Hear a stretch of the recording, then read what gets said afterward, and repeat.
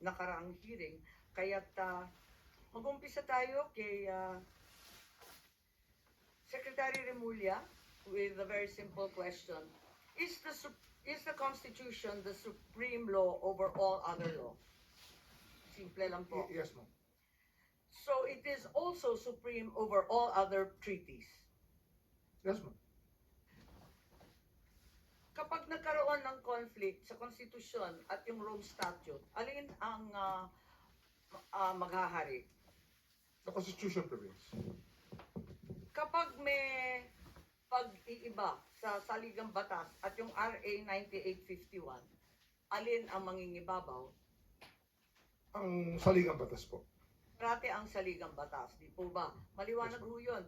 The President has been saying that the country was just complying with obligations and commitments to the Interpol in arresting and turning over the former President to the ICC. For the nth time, liwanagan na lang natin, a red notice from the Interpol is not a warrant of arrest. Is that correct? Perhaps the PCTC can help us here. Tama po kayo, Madam Chair. Red notice po ay hindi siya warrant of arrest.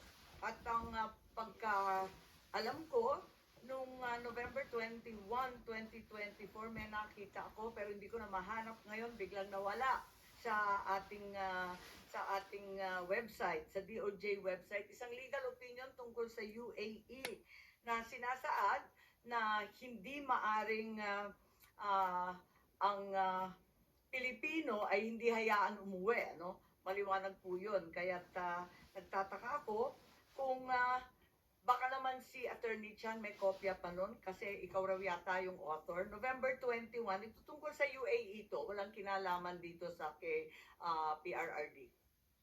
Good afternoon, Madam Chair.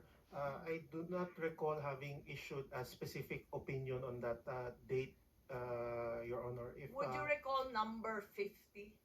A memo number 50. It's no longer in the website for some mysterious opinion reason. number 50? If you could just look it up, we'd be very grateful. We'll And get we'd back like to you to on have a that copy. within the afternoon, Madam Sige, Chair. Attorney Chan, maraming salamat. Ngayon, yung tinatanong ng lahat, yung obligasyon sa ilalim ng isang treaty, ibig sabihin ba, ligtas na sa ating Bill of Rights, sa mga karapatang pantao? Ibig ko sabihin, kapag may obligasyon ng Pilipinas sa ICC, sa Interpol, do we still have to comply with the Bill of Rights that guarantees the rights to the accused and to the arrested? That's a given. Certainly, the Bill of Rights is there precisely to limit the powers of the government, and if the government can circumvent the Bill of Rights by just entering a treaty, then the rights guaranteed under Article 3 of the Constitution are no longer secure, hindi po ba? So, can compliance with the ICC obligations allow the government to disregard the Bill of Rights? Hindi po ba? Maliwanag po yun. At for the same reason na talaga ang nangingibabaw sa lahat ay yung ating konstitusyon. So, kahit papano napilitan na maaresto at itangay ang dating Pangulo sa ICC dahil daw sa ilang obligasyon, pandaigdigan, kinakailangan talagang sumunod pa rin tayo sa ating saligang batas, lalo na yung Article 3. Talagang sagrado po yun, di po ba? Yes. Yes, ma'am. So, ang tanong namin at tanong ng lahat ng sambayanan, bakit ang pamahalaan, ang administrasyon, hindi muna kumuha ng court-issued warrant galing sa Pilipinas bago inaresto si Presidente Duterte? Why didn't the administration secure a court order before flying the President out of the country? Nung last hearing, may sinasabi si Secretary Remulla na yung nangyari surrender, hindi extradition.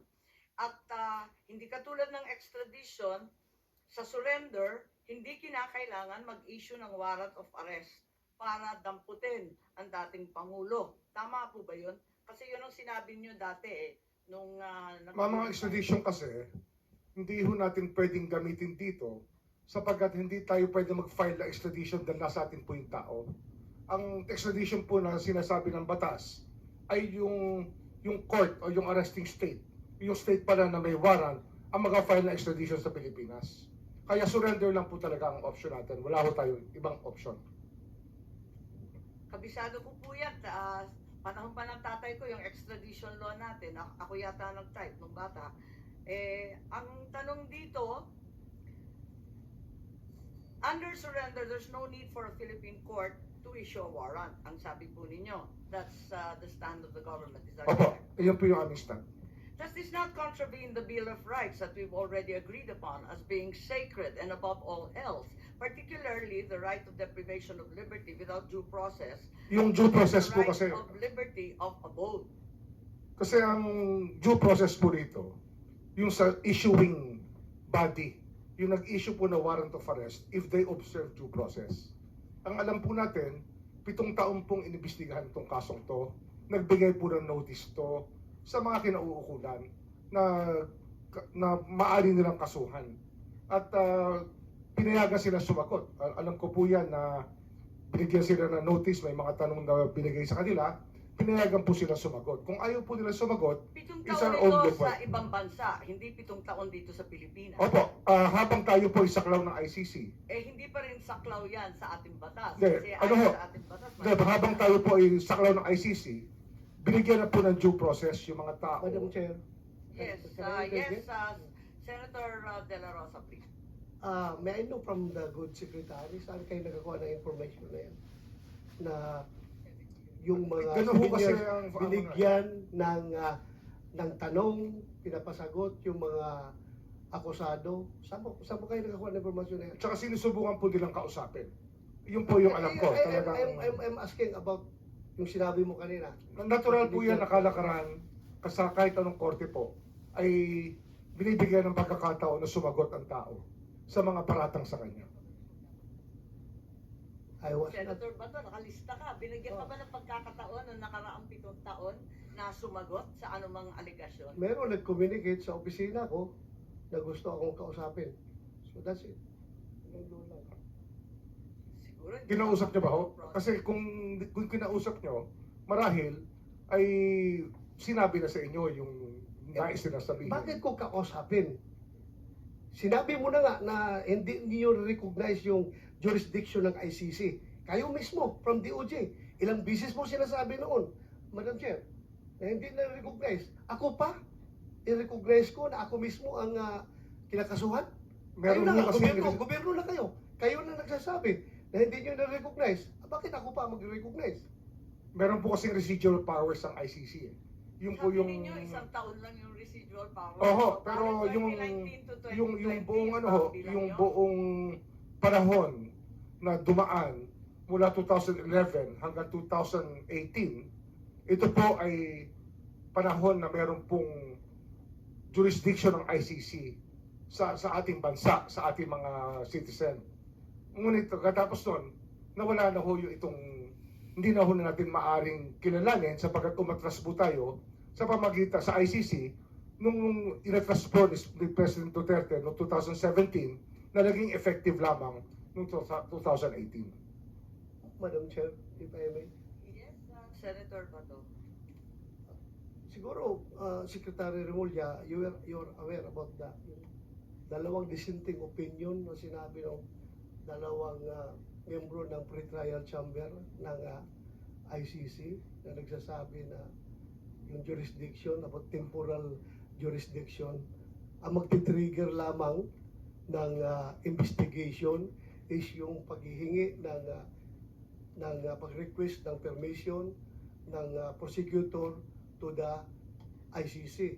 At ito'y ginawa nila 2 years after nag-effect yung ating withdrawal from the ICC. Ginawa po nila yan 2 years. Kaya nga dalawang dissenting opinion yun eh. So sana, kung tayo, if you want to interpret itong mga bagay-bagay na ito, sana we have to interpret it in favor of our people. Tao natin ito eh. Pilipino ito. Bakit natin papaboran yung mga foreigner, ng mga banyaga na yan? Sila na nga nagsabi. It was the request for to conduct investigation was triggered 2 years after nag-effect yung ating withdrawal. But then again, Madam Chair, I will leave it at that. Please continue. Yes, Senator Cayetano, please. Just a manifestation on that point, and of course, our friend the DOJ Secretary can rebut or give a retort. Magandang hapon po sa inyong lahat.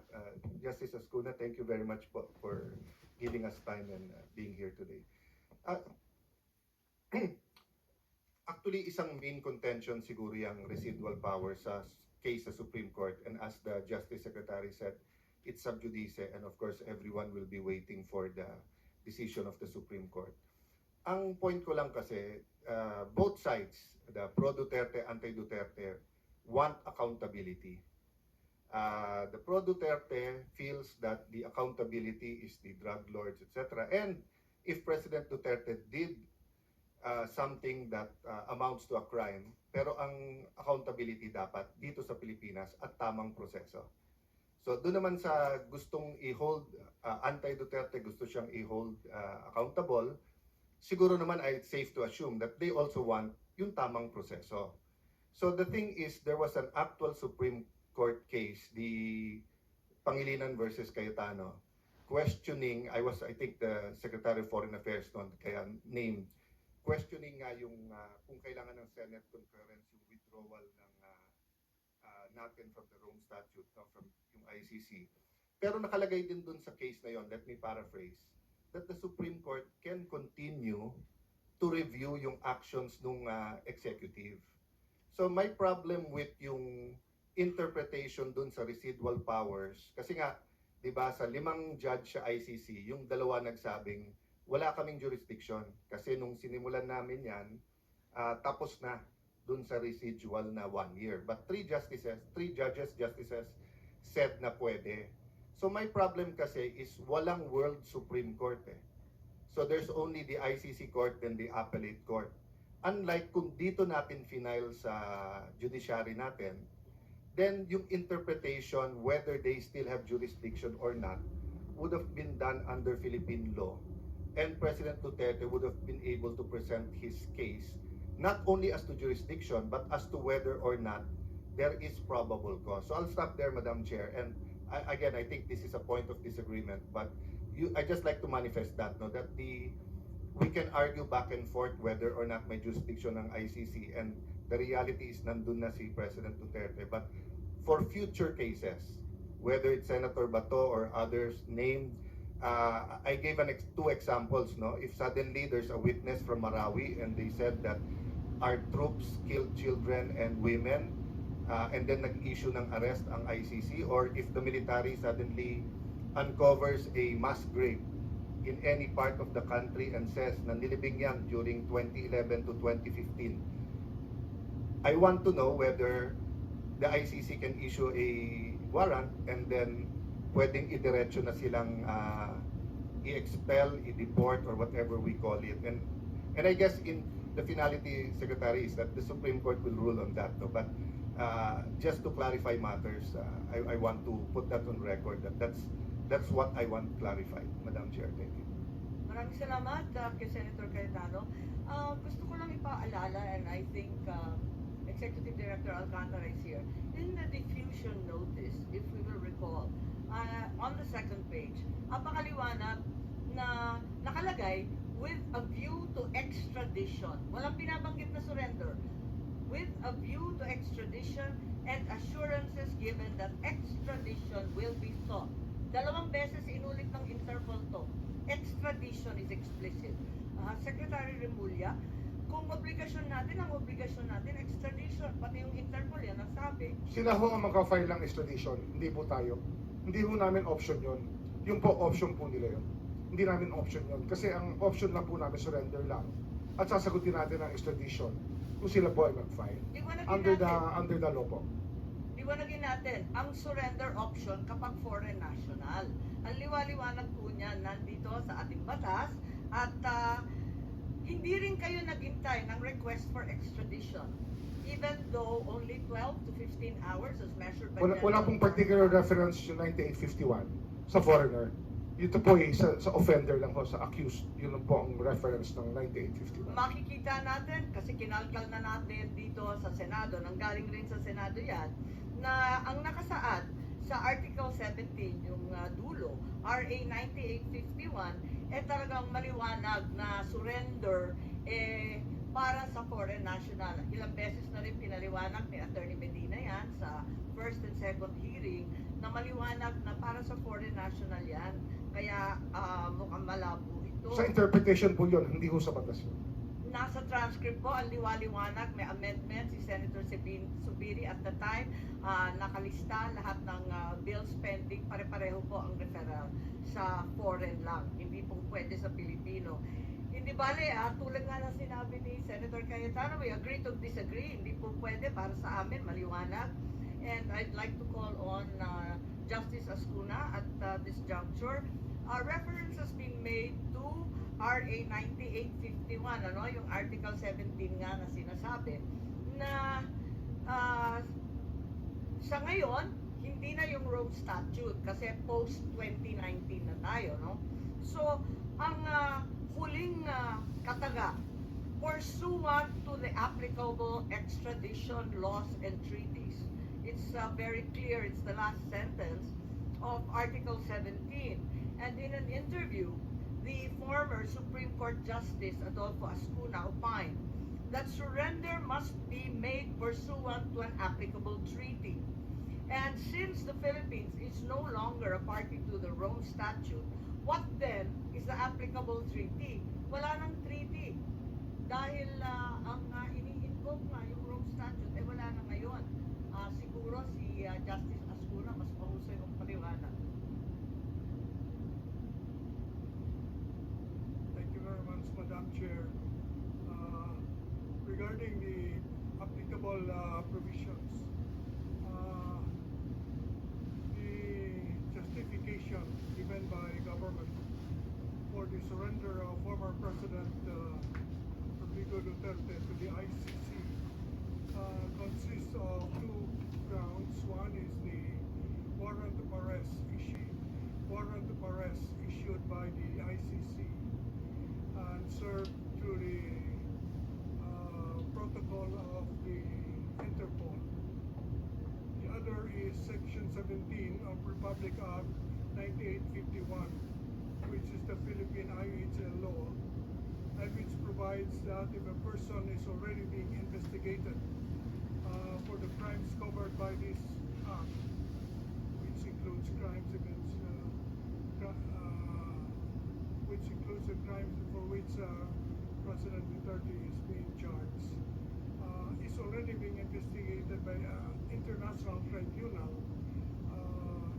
The relevant Philippine authorities may surrender such person to the international tribunal, but it adds pursuant to the applicable extradition laws and treaties. Ngayon, ang tanong, ito bang last sentence na ito, which provides for the requirement that the surrender should be pursuant to applicable treaties, is still applicable since we don't have anymore the Rome Statute. Sa palagay ko po ay it's either we have the Rome Statute or not. If we don't have a treaty, then we cannot surrender the suspect to the ICC under this section, because this section requires that the surrender be pursuant to a treaty. Pursuant means in accordance with. And so if there is no treaty, in my view, we cannot make a surrender. On the other hand, if there is still a treaty that is due to the residual obligations that the Philippines may have even after withdrawal, pursuant to Article 127, Paragraph 2 of the Rome Statute, after withdrawal, the withdrawing state still obliged to cooperate with the ICC in relation to matters already under consideration by the court prior to withdrawal. So it again, you go back to the question, is the Philippine situation something already under consideration by the court, by the ICC, prior to our withdrawal?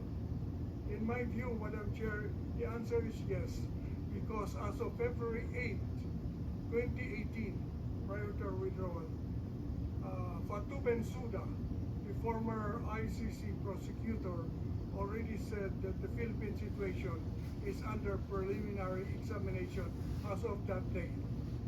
Question is whether or not the prosecutor is the court, because 127 paragraph 2 says under consideration by the court. And in my view, it is, because there are four principal organs of the ICC. The first is the presidencies. There's one president and two vice presidents. The second are the judicial divisions. The third is the office of the prosecutor. And the fourth is the registrar. So the office of the prosecutor is part of the court. Therefore, when Article 127, paragraph 2 says, matter must be under consideration by the court at the time before withdrawal, it includes consideration by the prosecutor. And so therefore, I believe we have residual obligations even after withdrawal. Question therefore is whether or not the warrant for arrest issued by the ICC after our withdrawal is something we have to cooperate with under 127 paragraph 2. In my view, yes. And therefore, in my view, the warrant of arrest is legal. However, I believe that the surrender is not, because the surrender must be pursuant to a treaty, and therefore our own law, Section 17 of Republic Act 9851, brought back the Statute of Rome, even after withdrawal, because it requires that a surrender must be pursuant to the applicable treaty. And therefore, in this case, the applicable treaty remains the Statute of Rome. And thus, we have to follow Article 59 of the Statute of Rome, which requires that the custodial state, namely the Philippines, must first bring the arrested person to a local court to determine two things: whether or not the person is really the one named in the warrant. Second, whether or not the person has been informed of the charges against him or her. This was not done. Therefore, there was, in my view, a violation in the act of surrender. However, Madam Chair, this is in the forum of the Philippines, but in the forum of the ICC, different rules apply. The rule in international law, Madam Chair, is that procedural laws are governed by the forum. So procedural safeguards are applicable only to the forum. If the Philippine Bill of Rights, for instance, which says that no person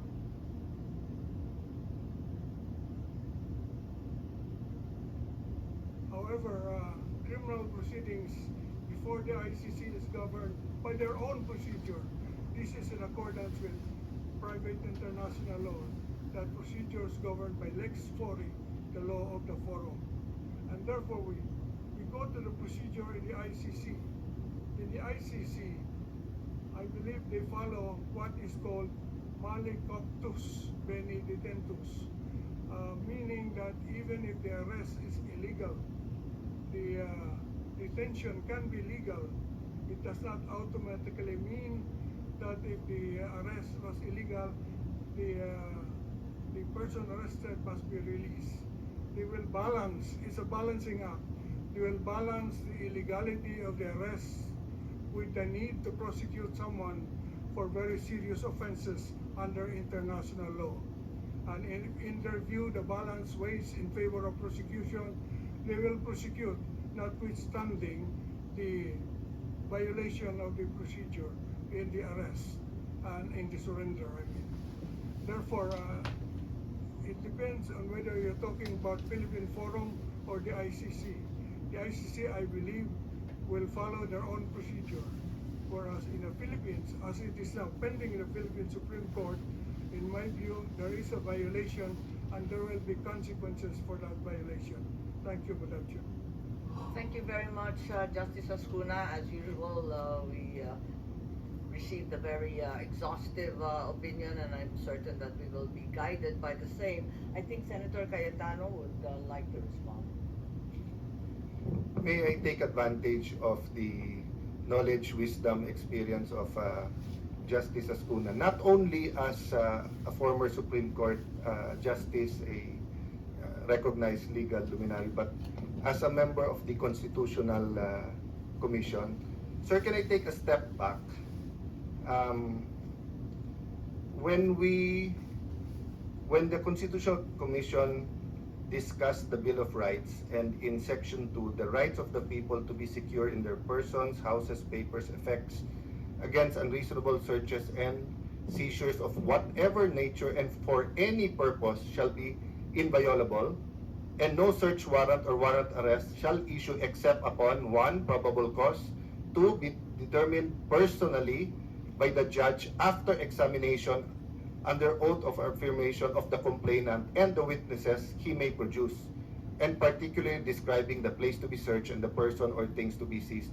Am I correct, sir, that this was also a reaction to a period in the martial law where there were different kinds of warrant of arrest? Diba yung, I don't know the name of all of them, but ASO, so there were arrest warrants from many sources, including the military. So the commission, in its act, be sure that if someone is arrested and it's not on a whim, it's not politicizing whatever, we will make sure by 1, judge lang ang pwede sa Pilipinas ang mag-issue ng warrant. Of course, the Supreme Court has already said may exception like the Bureau of Immigration just for the foreigners. But in general po, it has to be a judge. He can only issue it upon personally determining that there is probable cause after examination under oath of the complainant. Am I generally correct, Mr. Justice? That is correct, Mr. Senator.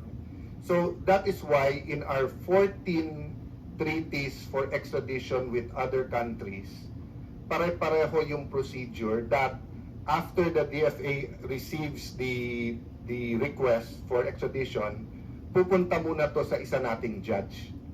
Para yung judge pa rin ang titingin. Am I correct? Am I wrong? SOJ, tama, no? So that the judge can double check, and then he will be the one to either confirm or verify or issue the warrant of arrest. Then yun ang isa-serve ng local police. That's my understanding. That is correct, Mr. Senator. The need for a judge to be the one issuing the order in cases of warrant of arrest and even search warrant is enshrined in our Constitution, because there were previous occasions prior to our adoption of our Constitution where instead of a judge, it just says an authorized officer. So it has to be a judge. In the case, however, of the ICC, the warrant of arrest was also issued by a judge. In fact, 3 judges issued the warrant of arrest under the ICC. Question is whether or not that warrant of arrest can be executed in the Philippines by Philippine authorities. And that is, I think, pending the Supreme Court now. There are pros and cons on that, but one issue there is whether or not the 3 judges, the pre-trial chamber of the ICC, acted on probable cause or merely on sufficiency of evidence. Yes. But as I said, the provision on probable cause and the judges issuing the warrant are procedural safeguards that are good only for the forum and not applicable abroad. That is the limitation. our constitution does not extend beyond our territory. Thank you. Point I was going to, sir, is really the legal remedy of a Filipino citizen to run to our judiciary, which I asked Attorney Alexis Medina and go to him later. But my point, I think you already read my mind, Mr. Justice, and because you were saying we are not sure whether the judges or justices of the ICC went into probable cause or sufficiency, because we are also not sure if they issued the warrant based on a personal determination of the witnesses or complainants under oath. We do not know whether these are media reports or whether their prosecutors came here and interviewed them. No? So ang point ko, Mr. Justice, if I was being arrested and I'm not sure, I should be able to go to Philippine courts. Sa extradition treaty, sir, judge din naman judge ng US, judge ng UK ang nag-i-issue nito, no? And I checked with the ICC versus the other countries that signed with them. For example, the United Kingdom, no? It is the appropriate judicial officer who will issue the warrant of arrest of the UK. So from ICC, double check pa rin ng ano. Ganon din po sa Canada. The Attorney General will apply ex parte for a provisional arrest before a judge. So it's not the fiscals, it's not the Prosecutor General. The Prosecutor General's job there is to bring it before a judge. Ganon din po sa South Korea, ganon din po sa Argentina, ganon din sa Paraguay at South Africa. That is why if we look at the information of surrender and transfer sa page 8 po, number 8, sorry, not page 8, number 8, nakalagay po dito the date, time, and location of the appearance of the arrested person before the competent National Judicial Authority. Ang sagot po dito na ang pumirma, if I'm not mistaken, si Ambassador Lacanilao, do not know. So he did not know when he surrendered the former president whether they were brought before a judicial entity. So yun po yung main issue ko, Justice, na ang pagkaintindi ko, kung meron pong dispute sa interpretation ng batas or even sa issue of application of the law to certain facts, a Filipino citizen at any time can run to a Philippine court.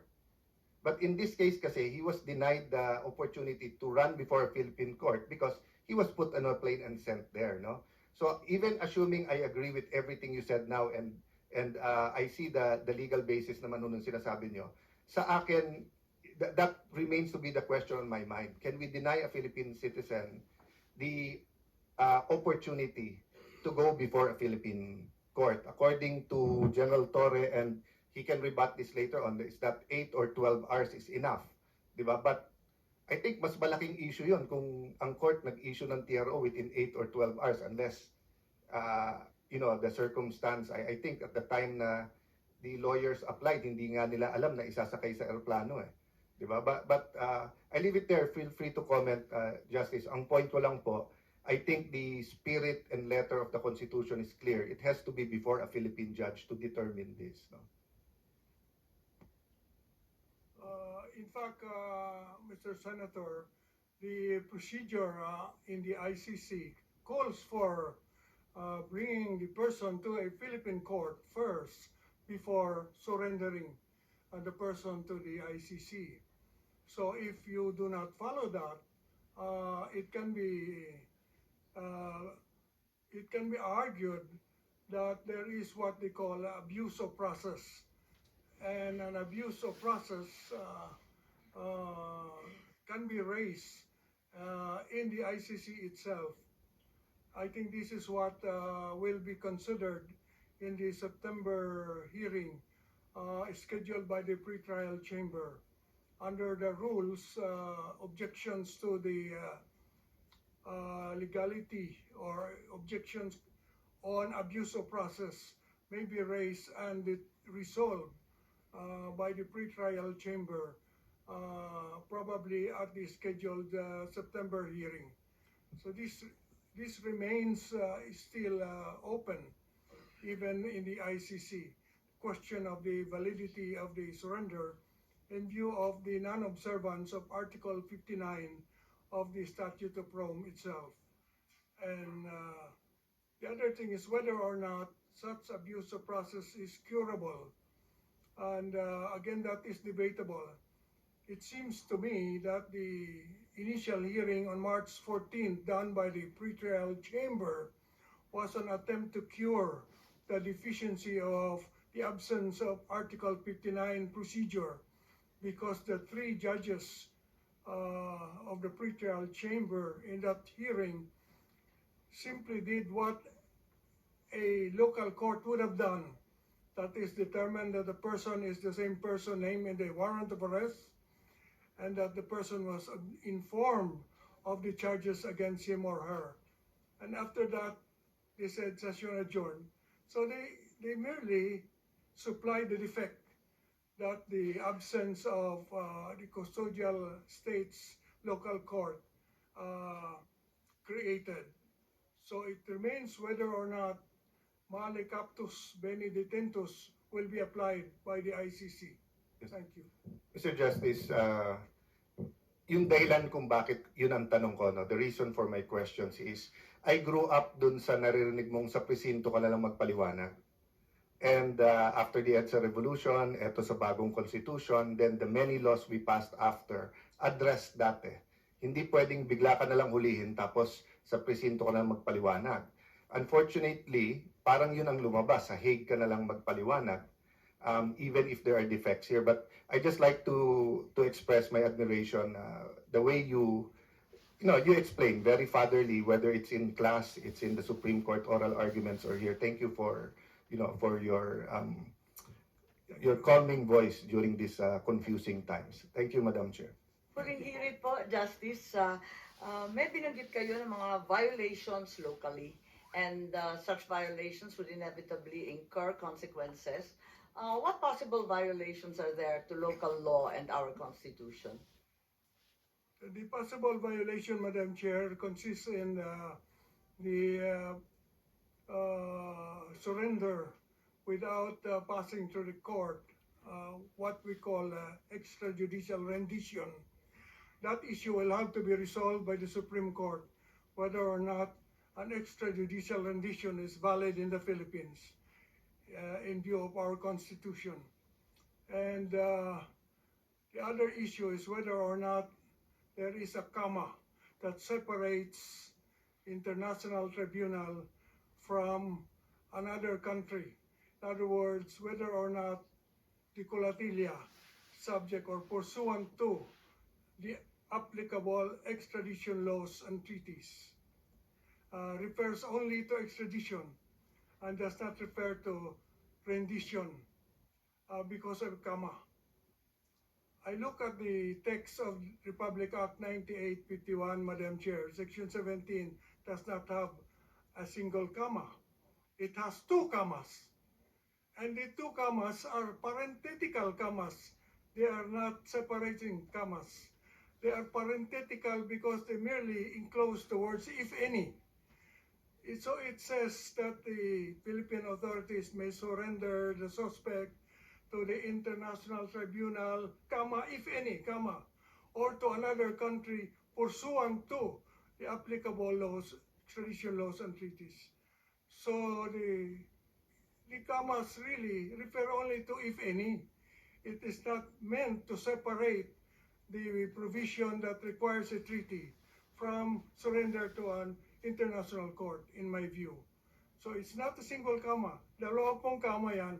Ang function ng dalawang comma in grammar is like a parenthesis. If any, because the words if any.